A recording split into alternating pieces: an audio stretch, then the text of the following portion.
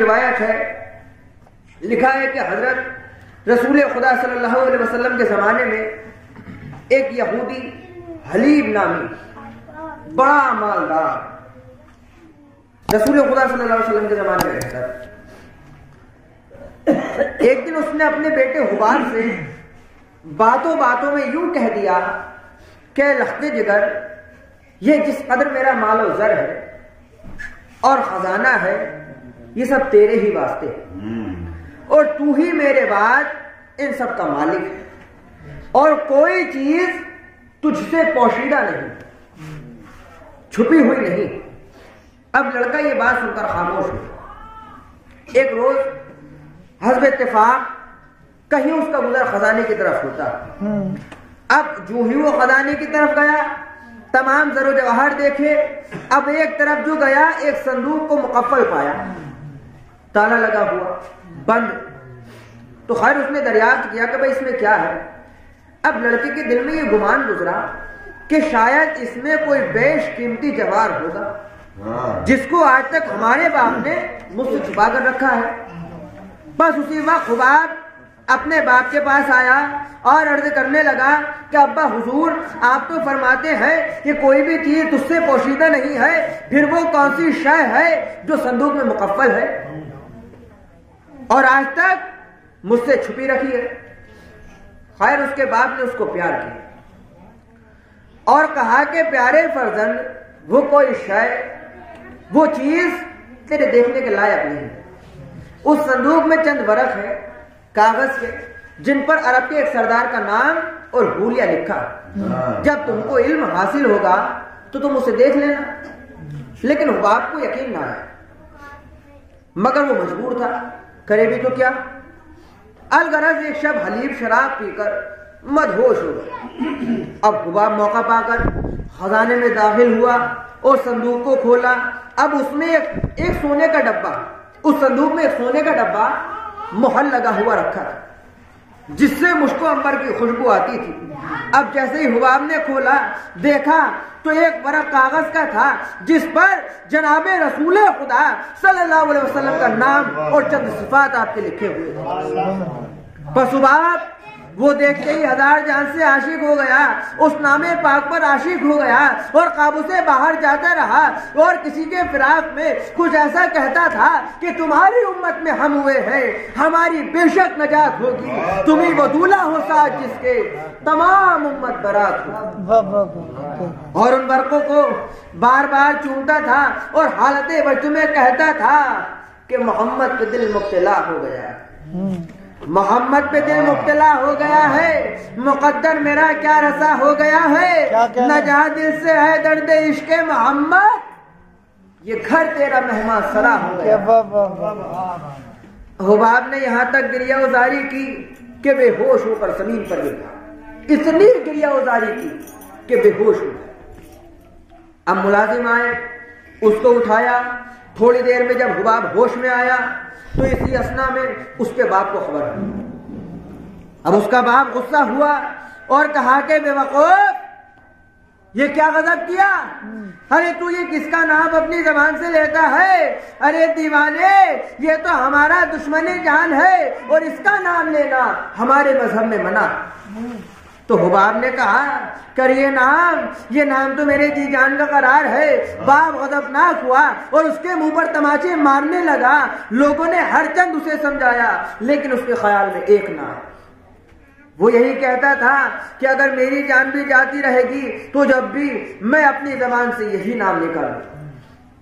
الغرض جب حلیب نے حباب کو عشق محمدی سے باز آتے نہ دیکھا تو اپنی قوم کو جمع کی اور حباب کی بات کا مشورہ کیا۔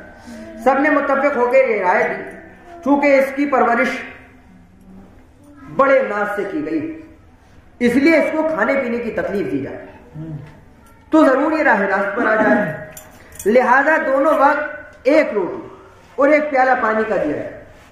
لیکن اس عاشق صادق نے اس تکلیف کو راحت سمجھ کر ذرا بھی پرواہ نہ کی۔ ابھی چند روز کے حلیف نے اپنی قوم سے کہا کہ تم جا کر اس کو سمجھاؤ کہ وہ اس نام کے لینے سے توبہ کر لے تو اس کے واسطے پھر وہی عیش و عشرت موجود ہے۔ بس لوگوں نے جا کر حباب کو سمجھایا کہ تم اسلام کا لینا اپنی زبان سے چھوڑ دو تاکہ تمہارا باپ تم پر مہربان ہو جائے۔ تو محترم حضرات، جب حباب کسی طرح باز نہ آیا تو حلیف نے چند غلاموں کو بلا کر کہا کہ تم ایسا کرو، اس کو زنجیروں میں بندھو، اس کو زنجیروں سے باندھ دو اور دن بھر اس سے گلہ چرواؤ اور شب کو چوکیداری کرواؤ۔ بعض روایات میں یوں بھی آتا ہے کہ ایک رات تمام چرواہوں نے مل کر یہ آپس میں مشورہ کیا کہ چل کر حباب کو سمجھاتے ہیں، ممکن ہے کہ مان جائے، اگر مان گیا تو امیر کا بیٹا ہے، اس کا باپ ہم کو بہت کچھ انعام دے گا۔ بس جب چرواہوں نے جا کر حباب کو سمجھایا تو حباب وحشیوں کی طرح ادھر ادھر دیکھنے لگا اور ذوق و شوق میں مدینے کی منہ طرف کر کر اس طرح کہتا تھا کہ سید پاک محل خاک میری طرف کو دیکھنا، اچھے حبیب کبریا میری طرف کو دیکھنا۔ روایت ہے کہ جب حباب جان سی ہو گئے تو حق تعالیٰ کی جناب میں یہ دعا کرتا تھا کہ اے مالک دو جہاں، تو سب کی حاجتوں کو پورا کرتا ہے، جس کی زلف کا سودا میرے دل کو ہو گیا ہے مجھے جلد اس سے ملوا۔ چنانچہ دعا قبول ہوئی، فوراً وہ مکان روشن ہو گیا، سب طرح کی آسائش ہو گئی۔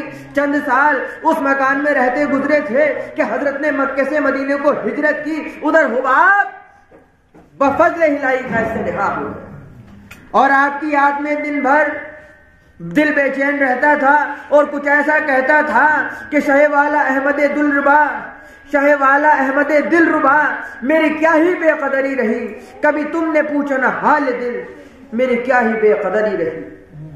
بس حباب نے اپنے حبیب کے وطن کا راستہ لیا، کیونکہ مدینہ وہاں سے کئی روز کا فاصلہ تھا، کئی روز کا راستہ تھا، اس لیے بحکم خدا فرشتوں نے زمین کی تنابیں کھینچ دی اور حباب ایک ہی دن میں مدینے پہنچ گئے۔ اب وہاں جا کر رسول خدا صلی اللہ علیہ وسلم کے اصحاب سے ملاقات ہوئی تو حباب پوچھتا ہے، عرض کرتا ہے کہ آپ نے ان آنکھوں سے حضور کو دیکھا ہے؟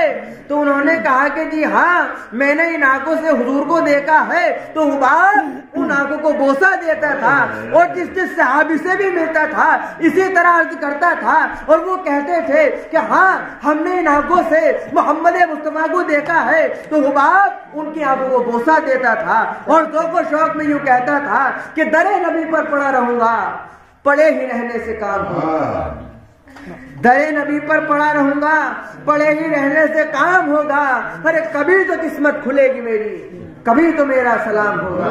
اب کسی نے جا کر ہمارے بادشاہ محمد مصطفیٰ صلی اللہ علیہ وسلم کے حضور میں یہ خبر دی کہ یا رسول اللہ آپ کا ایک عاشق ہے، آپ کا غلام ہے، بہت دور سے آیا ہے اور بوجہ سفر کے تھک جانے سے در پر پڑا۔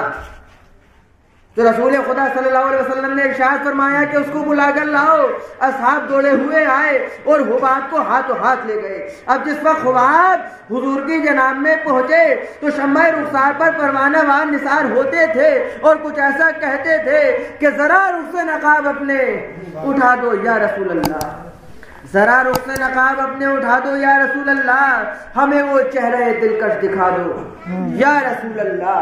پڑھیے درود پاک اللہم صلی علی سیدنا و شفیعنا و نبینا و حبیبنا و مولانا محمد علیہ وبارک وسلم، صلو علیہ الصلاۃ والسلام علیکہ یا رسول اللہ، صلاۃ والسلام علیکہ یا حبیب اللہ۔ تو محترم حضرات، یہ ہے رسول پاک کی محبت کہ کہا تو حباب رسول خدا سے کتنی دور رہتا تھا، لیکن جیسے ہی رسول پاک کے نام پر نظر پڑی فقط حباب نے آپ کے نام پاک کو دیکھا تھا اور نام کو دیکھ کے ایسا عاشق ہو گیا، ایسا عاشق ہو گیا کہ کتنی تکلیفیں اس کو دی گئی، لیکن اس عاشق صادق نے اس تکلیف کو راحت سمجھا اور راحتیں سمجھ کر ذرا بھی پرواہ نہیں کرتا تھا اور رسول پاک کی محبت میں ہمیشہ مدہوش رہتا تھا۔ پڑھیے درود پاک اللہم صلی علی سیدنا مولانا محمد